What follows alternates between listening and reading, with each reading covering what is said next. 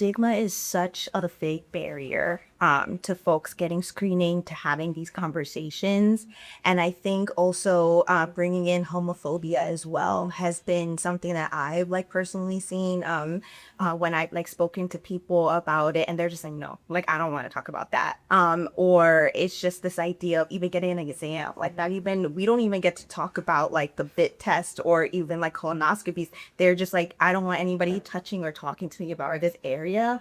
And it's like really disheartening, and it's like coming from such a place of ignorance. And so I think like with Cheeky Charity, it's been so exciting where it's like we want to make the conversation cheeky and like fun and like break that stigma so that we can have these conversations. And so like something as simple as wearing like this cute little butt pin so that when you're talking to folks that you're just like, oh, like what's that? And then we could talk to you about like the different tests, and that the colonoscopy isn't like the only test, but there's other options, and that it's okay to have these conversations.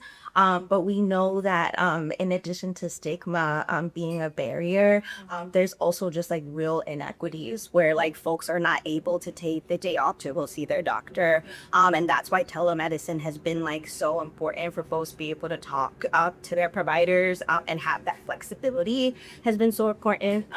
We also have folks that don't have insurance, and then when you don't have insurance, just navigating finding a physician is really difficult. And so like stigma is kind of like the beginning of that like iceberg when we think about like all of the barriers to care, especially when we're thinking about like anal care.